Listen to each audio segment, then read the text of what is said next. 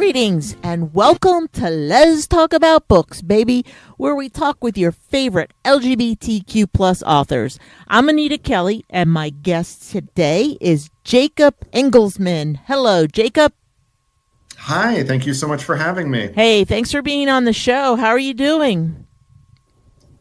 I am well. I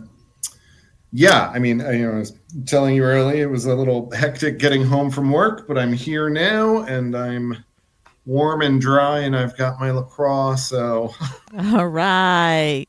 And Jacob, I never asked, but where do you hail from?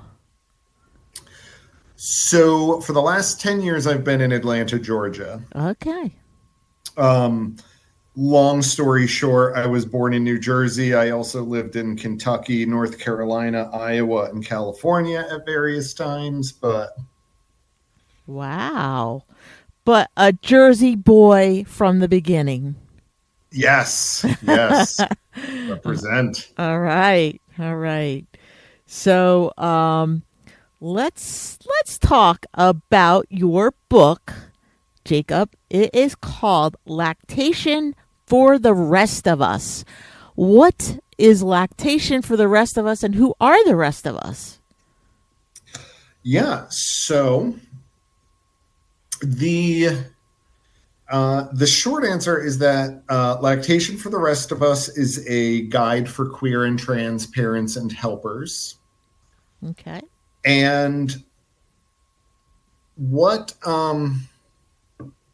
do you want me to go into the whole story of how I came to write the book? That would be awesome. Yeah, so I about 10 years ago, I had this whole career working in food service. I was a pastry chef for a while. I was a wine and cheese guy for a while. But that was never what I really wanted to do with my life.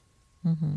It was just, I started working in fast food as a teenager and I traveled a lot. And if you can cook, you can get a job anywhere. So I kind of stuck with that and it was great, but I knew that it wasn't what I really wanted to do with my life. Mm-hmm. What I wanted to do was I knew two things. I wanted to take care of babies and I didn't want to go to med school. Okay. So about 10 years ago, I should preface this a little bit. My husband, very career oriented, right? Very specifically had a grad school plan, had a specific goal in mind. Okay. So, and I was happy to support him with that goal. And were babies in part of that goal or? No. Just in terms of career. So okay. All righty. He's a science librarian at Georgia Tech now. Okay. And yeah, so I helped him get through grad school, helped him, get settled in his career. And then about 10 years ago, we decided what does Jacob really want to do for a career, right? For the rest of his life. And so I kind of came up with what I felt like my ideal job would be and then figured out the word for it. And at the time, the word that came up was postpartum doula. Okay. And what a postpartum doula does is kind of helps parents transition into having a life with this new tiny person is kind of the short answer. I'm sure there are some doulas who are going to be mad at me for oversimplifying and some doulas who are going to be like, that's a really good description, but that's the short story. Okay. I get it. I mean, I understand what you're saying. Yeah. Yeah. So I did a postpartum doula training. I ended up with an agency, and the woman who owned the doula agency asked me if I would be her birth doula, which is very different because, then you are actually helping people while they are in labor. Okay. Giving birth to this new tiny person. So is that like a birth coach? Kind of. Yeah. Yeah. What's the difference between what's the difference between a doula and a birth coach? Um, I do feel like that's a really good descriptor of it. Okay. One of Okay. the things about that I learned working with doulas, though, is that there's not a real specific definition of what a doula is, right? If you ask 10 different doulas what a doula is, Mm-hmm. you're going to get at least 5 different responses. Okay. But I feel like a good short version might be a birth coach. Okay. Somebody helps you prepare for labor, and then like actually in the laboring process. Okay. So I did a birth doula training. I attended my friend's birth, and I realized 2 things. One was that Atlanta has such a robust birth community that they were already kind of at market saturation for doulas, right? It's really hard to make a living in Atlanta doing that because there's so many already. Wow. And B, it did focus more on taking care of parents than I was really interested in. Like I said, I wanted to take care of babies. Okay. Gotcha. So I got a job at a lactation clinic just as the clinic's called Breastfeed Atlanta. I was the owner's secretary. So I was scheduling consultations, managing breast pump rentals, filing insurance claims, all that sort of thing. But it kind of kept me in the Atlanta birth and lactation community, helped me get in touch with parents who would need support, and that sort of thing. So after about 6 months, though, the owner, Christy, she was like, Jacob, you should just get certified as a lactation consultant, right? Like, you're here all the time anyway. You seem to really be into the work. And even if you don't end up wanting to be a lactation consultant, you can, there's no downside, right? And it does take a few years, and it costs a good little chunk of change to do it, to take the test and to get all the courses. But it's only going to look good on your resume. Mm-hmm. So I said, that's a great idea. And I started the application process and started doing all of the education and getting my recording clinical hours, and all of that. And so part of the education is you have to do a lot of lactation specific research, lactation specific education. And what I was realizing is that there was all of this information that would be extremely beneficial to the queer community kind of on the whole, and specific groups of the queer community, information on inducing lactation if you have never given birth, or lactation after reduction surgeries, and all of this information is out there, but it's either published specifically for lactation professionals, or it's written, the books that it's in that are parent facing are assuming that the parent is a cis woman who just gave birth. Okay. Now, for example, there's a book called Breastfeeding Without Birthing, which does acknowledge the existence of lesbians. Okay. But it's still, it's not written for that community. Mm-hmm. Right. And so I says to myself, this could be a whole book, all of this information that I'm learning that is not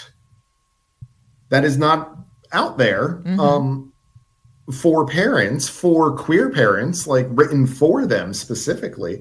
That's a book that could exist. Yeah. And I knew enough to know right? Like, I'm just starting this career. I'm just now learning about all of this. I have no business writing this book. Mm-hmm.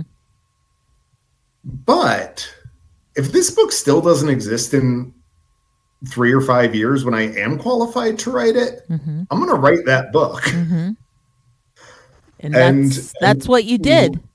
lo and behold, yeah. And, there have been a few other books. One came out just before mine called Feed the Baby by a woman named Victoria Ficelli, and I actually interviewed her for my book.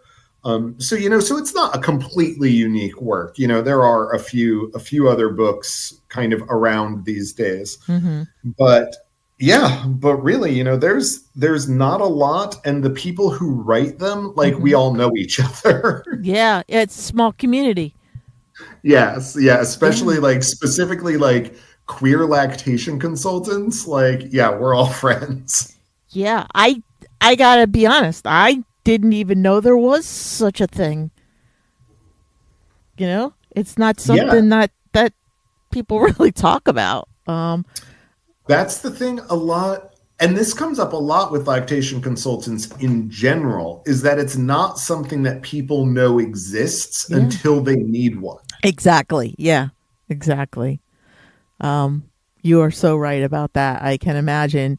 And it probably, um, if you need one and you're using one or you are one, then you're right aware of it. You're aware that your friends are aware of it. But like it's only in those small circles.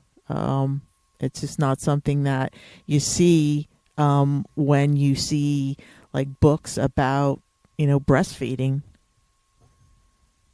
Yeah, yeah, yeah. And so that's why, yeah, so we're getting as many of these books out there as we can, because that's the thing, is even if there are 3 books about lactation for queer parents, Mm-hmm. there's hundreds of books on lactation that are assuming that the parents are straight. So Yeah. there's definitely room to grow for the field. So what does lactation support for non-birthing parents include? Like what's that all about? So there are really 2 ways that can go. Either we are teaching parents about lactation, about ways that they can be supportive and help facilitate um, the relationship between the birthing parent and the infant, Mm-hmm. or an option that exists that a lot of people don't know about is inducing lactation, where, like, even if you've never given birth, even if you've never been pregnant, um, in theory, any person who has nipples and a pituitary gland can induce lactation and make at least a little bit of milk for their baby. Mm-hmm. Yeah, I've heard And of men lactating, like cis men, and I mean it's kind of unusual, and it's not that, again, another thing that's not talked about a lot. yeah, so even in the field of, when we're talking about cis men, um, hold on one second. I need to feed my cats. They're getting territorial. Oh no. So listeners, Jacob just came from work, so he's taking care of some of his, chores at home, like feeding his cats, which is so important. I imagine a lot of our listeners have cats, if not other pets. Um, I'm partial to dogs myself, but yeah. So this is a topic that we really don't hear a lot about. Um, no one really talks about, and it's wild. It's really mind blowing that we have a book called "Lactation for the Rest of Us" that was written by a queer man. That's so cool. All right, I'm back. Thank Okay, you. Thank you yeah. for your patience. Yes. So you said that you went through like a certification process to be a doula and to be a lactation consultant. So do you take what you learn and provide education for first time fathers? Yes, so I did. So I do and speak a lot about lactation support. Mostly, my talks are professional facing. Mm-hmm. I'm talking to doulas who want to learn how to be more inclusive in their practice, or lactation consultants who want to learn, how to support people who have had top surgery, people who have who are on testosterone, that sort of thing. Mm-hmm. But yeah, I also do a bit of parent facing talks. Okay. And before the pandemic, I did classes for first time fathers specifically, called From Zero to Baby. They were live. I did them here in Atlanta. I found actually a local bar that had a back room where I could do them. So I created this kind of atmosphere of like, we are a bunch of guys hanging out talking about this thing. Wow. So very grassroots. Yes, it was the only childbirth class with wings and beer. That's awesome. And yeah, and and then of course lockdown happened and everything Okay. and shut down, and then by the time the world opened up again, I had a contract to write a book. And so it's one of those things that I keep thinking like, oh, I should start doing those classes again, but it's Yeah. life has other plans. Yeah. Yeah. So how is your book being received by readers? Like, are you hearing from them? I obsessively check my Amazon page. All right. Yes. Like I any have good author. I have a single 5-star review, which I will take. Sweet. So that at least my average is 5 stars, so that's that's good. But on the whole, I do hear from every once in a while somebody will post on Instagram, that they just found this book, and they'll tag me in it. So I'm getting a lot of really like heartening support that way. Mm-hmm. I don't have a lot of like face-to-face conversations with people Yeah. who have read it, or parents who have read it. Okay. But I'm getting a lot of feedback on social media and online from parents and from other professionals that seem to be really into it. So Yeah, that's awesome. That's wonderful. So, getting back to the whole doula aspect of this, Mhm. yeah, what kind? I know you said you went through a certification process. Like, how long was that? What kind of education did you have to do to actually become a doula? So I did not. I didn't complete the doula certification. I did a training, which was just like a 3-day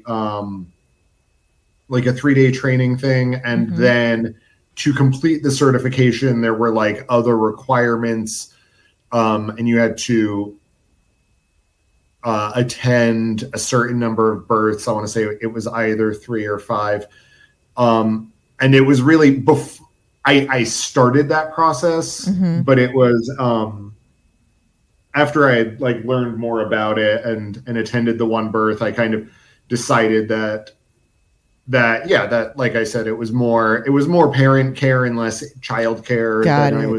I was into. So I didn't actually complete the doula certification. And then I got the job at Breastfeed Atlanta and got into lactation consulting, and that's where I really found my niche. Okay, that's awesome. Is it unusual to have a male lactation consultant or a male doula? Like, I would think that you work with primarily females.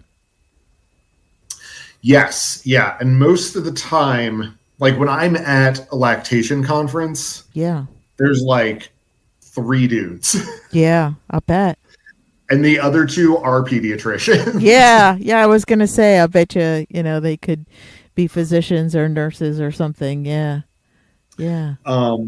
Yeah, so That's with wild. doulas, I do feel like you get more, and there are a few programs where it's like training dads to be the doula. Got it. Um, and yeah, so there are those programs as well, which honestly I don't know too much about them. Mm-hmm. So I can't speak to the quality of the education or anything like that. Mm-hmm. But yeah, there's a few people on Instagram that I follow who Mm-hmm. are male doulas or midwives. Mm-hmm. There's yeah, as far as cis guys who are just like working in lactation, and not like a pediatrician who's trying to like round out their education a little bit Yeah. more. Yeah. There's I don't know, 2 or 3 of Yeah. us. Yeah. Yeah. Yeah. So, um, because of that, have you encountered any kind of like biases or negativity, from others? I get every once in a while, and I think before before I had, author of Lactation for the Rest of Us at the end of my name, when I was just like some guy working in lactation, or even like before I had completed my certification, I would get the worst I would ever get is like condescending, right? Like this guy's like learning about being a lactation consultant, and I'm sure most people assumed that like I was learning about it for the benefit of the wife they assumed I had, Okay. or something like that. Mm-hmm. Yeah. So I would get, yeah, oh, that's isn't that cute, isn't that sweet. Yeah. But honestly, like, yeah, like when I'm like working in a very specific field, like where like 99% of people are uh, of the opposite gender, like Mm-hmm. I'll take condescension, like Yeah. that's if that's the worst that's coming to me is some ladies are not taking me seriously, like I'll take it. Okay. So, you mentioned that you found in being a doula that you were working more closely with parents than with babies, and I'm wondering if in this role you found your niche of and reached your goal, really your career goal of working with babies. Yeah, so I am not working in lactation full time. Mm-hmm.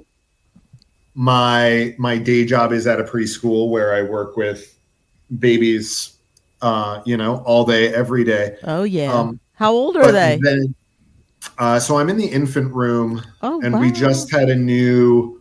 They just cycled, so I am right now. The oldest one is 10 months, and the youngest one is 3 months. Oh, so there Yes, you go. love it. Your babies. Um, and then I did, for kind of the same reasons, I realized that being a doula wasn't probably going to be sustainable. I realized that like working in lactation wasn't really going to be a full-time job Mm-hmm. because there's so many lactation consultants in Atlanta, and if I did want to um, right, like I could either start a private practice Mm-hmm.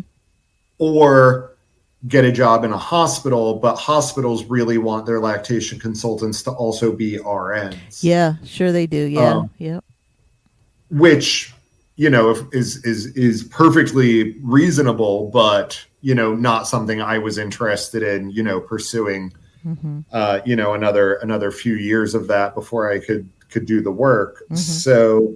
So for my lactation work, most of what I do is writing and speaking. Okay. I do some telehealth with parents who are generally the people that I'm doing telehealth with are parents who are inducing lactation or want to induce lactation. Mm-hmm. And I kind of walk them through that process. And then we do weekly or biweekly check-ins. Is that primarily like a queer population? Yes. Okay. So the people that I work with there are almost exclusively women whose wives are giving birth and they also want to lactate. Okay. And then people who, like trans guys or non-binary people who either want top surgery or have either want top surgery but also think they might want to give birth one day and have questions there, Mm-hmm. or people who had top surgery 10 years ago and now are pregnant or want to be pregnant and have questions there. Okay. And so, of course, for them, it's almost always, it's just information seeking. Mm-hmm. That reminds me of Max on the L Word. Yes. Oh, old school. Oh, yeah. But yeah. Max on the L Word was, some early visibility for trans guys giving birth. And, and you can talk about how great the visibility was for, the L Word back in. Yeah. Back then, it wasn't perfect, but nothing is. No. Max was. I felt like a really good character. He was, and I thought they did a great job of really portraying the prejudice that he encountered, and the biases just by walking into the OBGYN office. Yes. They did that really well. That was a great character. So does Atlanta have a high birth rate? In terms of like compared to the rest of the country? Yeah. Because you had said that they were kind of saturated with, doulas and lactation consultants. So, I was just wondering if there were too few of those or just extremely high birth rates where they had tons of them. I don't know if to answer your question honestly, I don't know anything about like Atlanta's birth rate compared to the rest of the country, but I do feel like Atlanta has a high we're super into medicine, right? We've got the CDC, we've got Emory. It feels like everybody in Atlanta works in sciences or the medical field. Okay. So I think there is a lot of that, but it's just, Atlanta just has tons of doulas, tons of lactation consultants. Wow. I feel like that is what is really, really high in Atlanta is that rate of people who, just really want to do this work. That's wild. That really is. I guess I really haven't paid a lot of attention. I know my neighbor across the street, I know that since she has lived here, they've only lived here maybe a little over a year, but since she's lived here, she's become a doula. And she goes out in the middle of the night, I know. So, yeah. Where do you live? Oh, I live in Pennsylvania. Oh, okay. Yeah. Where at? Are you familiar with Allentown? North of Philly. The only reason I ask is because we might move to Philly. It's just north of Philly. Yep. Yeah. Yeah. Philly's a great, fun town. really is. Uh, Yeah. yeah, yeah. I love South Street is like a great place to hang out. If you've never been there, you should go. Just go hang out for a day. You know, it's fun. We were there on the. We have some friends who just moved up there, so we went up for the 4th of July to visit them, and yeah, it was a really cool time, and we'd been talking about kind of getting out of the South sooner rather than later, Yeah. and and yeah, Philly does seem like a really cool city. So, and I have a lot of family like in that area, being from New Jersey and Oh, everything. So sure. Yeah. yeah, Yeah. That's great. That'd be awesome. yeah. Yeah. So I might be a Yankee this time next year. All right. Go back to it. So, Jacob, are you currently working on anything? Are you writing any other books, or what are you doing? Yeah. So right now I'm working on two other books that I've got book proposals for that I've been pitching around trying to get somebody. Um, the first is I'm thinking of it as like a follow up to Lactation for the Rest of Us. The working title is Baby Wrangling for the Rest of Us, and because I really want to write a book about infant care in that same kind of genre. Write a book about infant care, but that isn't talking to the reader as though they are a cis woman who just gave birth. Okay, got it. That one I feel like has been, well, and not even feel like was specifically told. It's going to be more of a harder sell because it's not a lot of new information. It's information that's being packaged in a new way, Yeah, true. So I've been working on that one, and then I'm also working on another book. It doesn't have a title yet. I might just call it Queer Healthcare. But what I've been doing is interviewing LGBT people who work in different medical fields. So doctors and nurses, but then also a midwife, a friend of mine who's a radiologist, just people from all over various medical fields, right? Mm-hmm. Not just the ones you specifically think of. And what I'm asking them, what I'm talking about them with, is talking about with them. Sorry, I said that sentence backwards. That's okay. Is how did they learn anything about working with queer communities in their education? Mm-hmm. And what is their experience working as a queer professional? Has their queerness affected their job at all? Do they think? Mm-hmm. And then what are their experiences as a queer person as a patient? Mm-hmm. Because of course, every doctor is also a patient from Mm-hmm. time to time. Mm-hmm. And then kind of taking that information and like how has the education changed? Like how,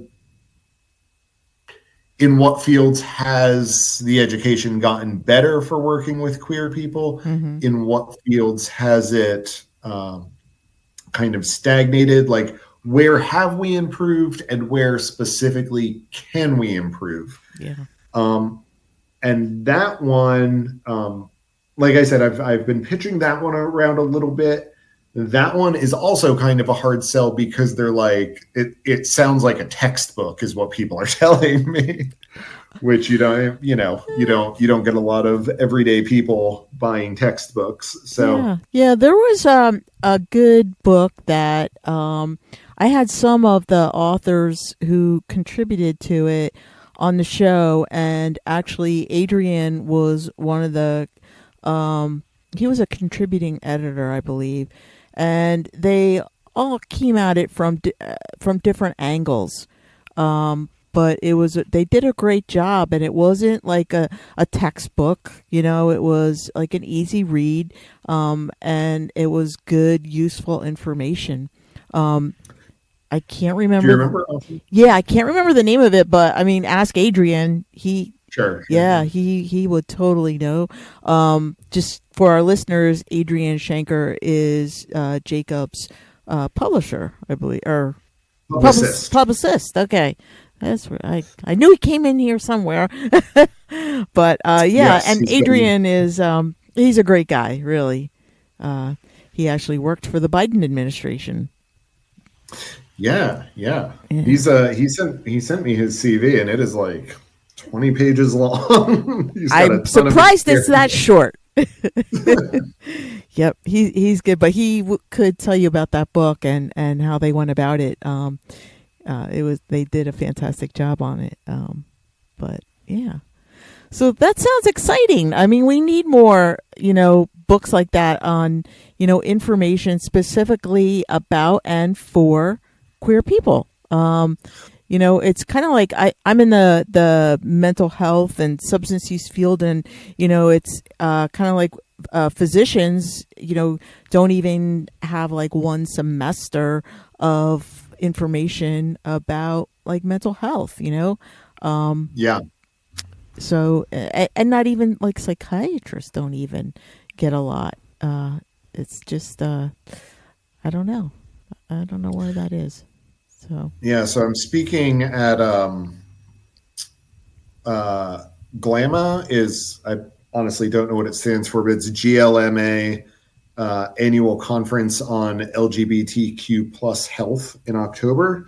So I'm hoping that while I'm there, I can, talk to some more people who would be interested in contributing to the book, and, maybe somebody who has a recommendation for an agent or publisher. yeah, great.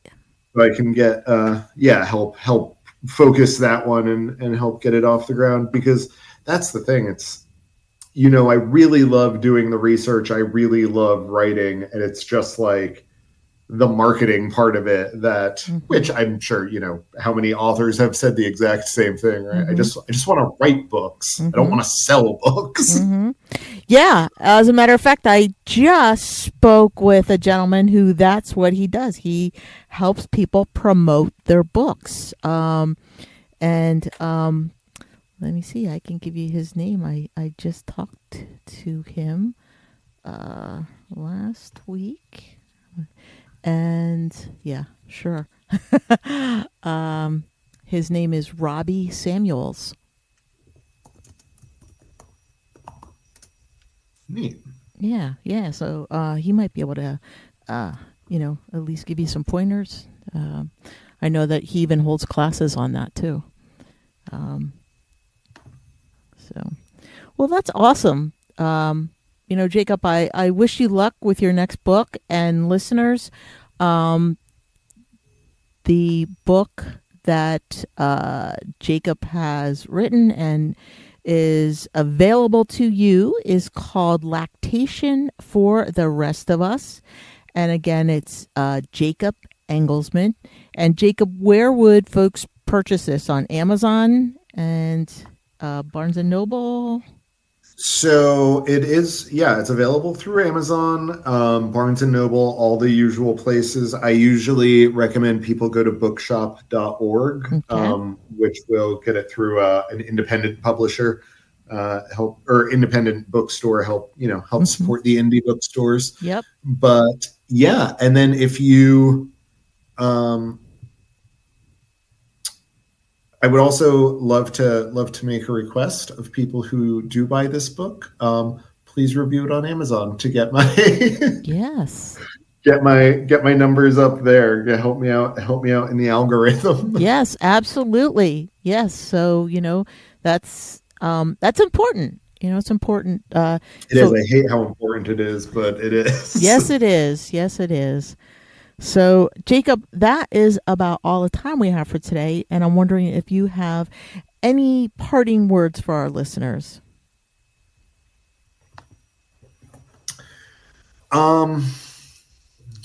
Yeah. So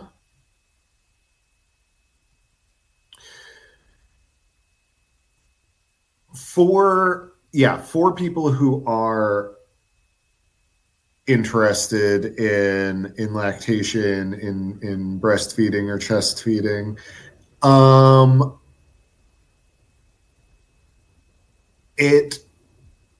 it might not go right, like exactly how you think it's gonna. It might, but it might not. Just because something is natural and happens naturally doesn't mean it's gonna be easy. Sometimes it's difficult, and it's okay to ask for help. And there are people out here whose specific job is to help you with that. And if you do have any questions about lactation, if you're pregnant or you think you want to be pregnant and you have any questions about lactation, or even if you're just curious and you have questions, feel free to reach out to me through my website or Instagram. I am extremely Googleable, like intentionally. I think there's one other Jacob Engelsman out there, and I don't know what he's up to, but I'm extremely easy to find, and I'm sure you'll have like show notes with my website and stuff.